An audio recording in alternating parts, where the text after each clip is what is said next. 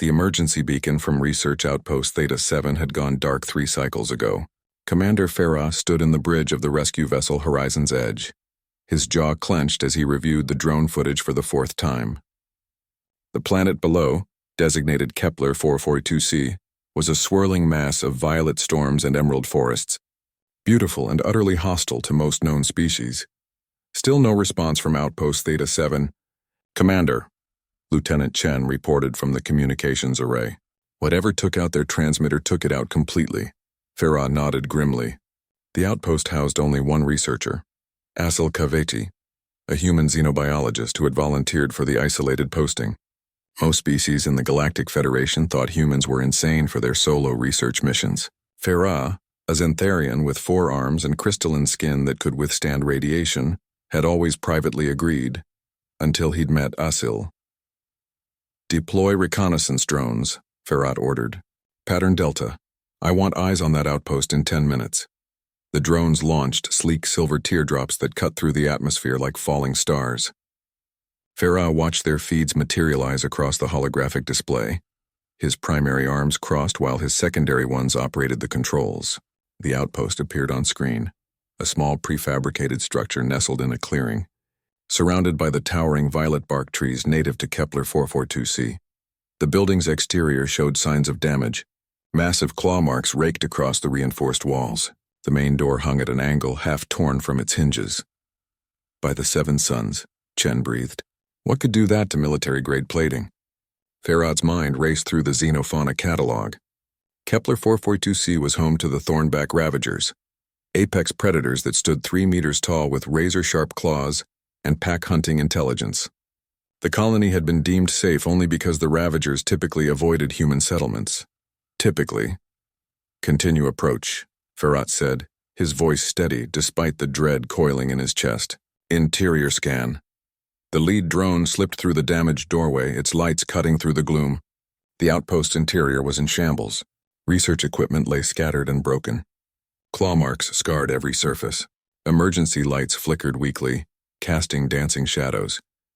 And then the drone found her. Asil lay in the corner of what had been the main research lab, her back against the wall.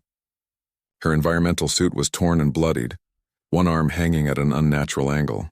Her dark hair was matted with sweat and dirt. The drone's medical scanner immediately painted her vitals across Farah's screen. Alive, but barely. Severe blood loss, multiple lacerations, possible internal injuries. But that wasn't what made every officer on the bridge freeze in stunned silence. Sleeping on Asil's chest were 3 ravager cubs.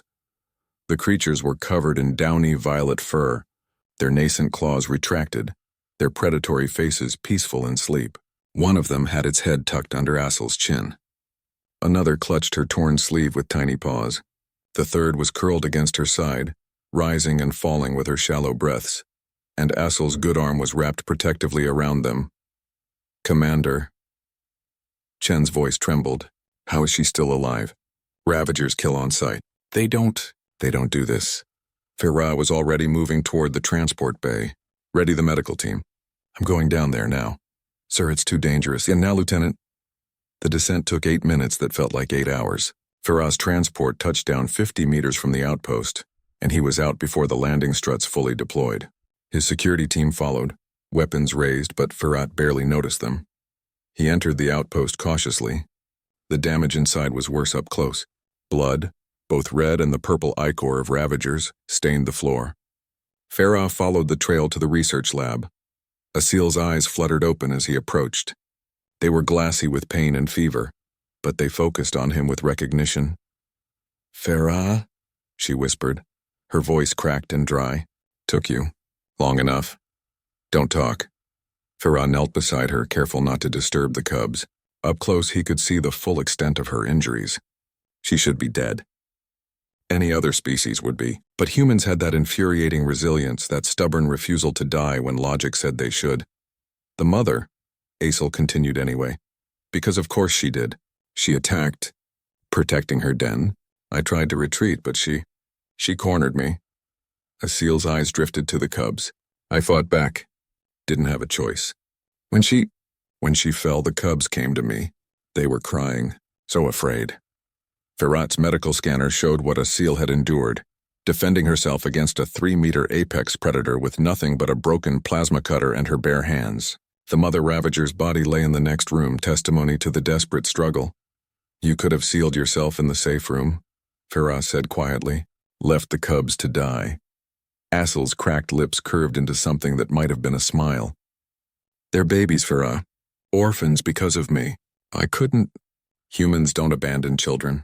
Not even," she coughed, wincing, "not even ones with claws."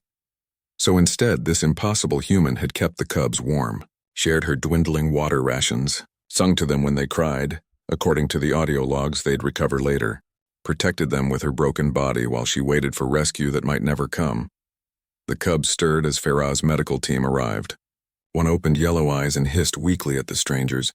A seal's hand moved instinctively to soothe it, murmuring soft sounds that somehow calmed the tiny predator. "You're absolutely insane," Ferrat said, but there was no anger in his voice, only wonder. "Your species is completely, utterly insane."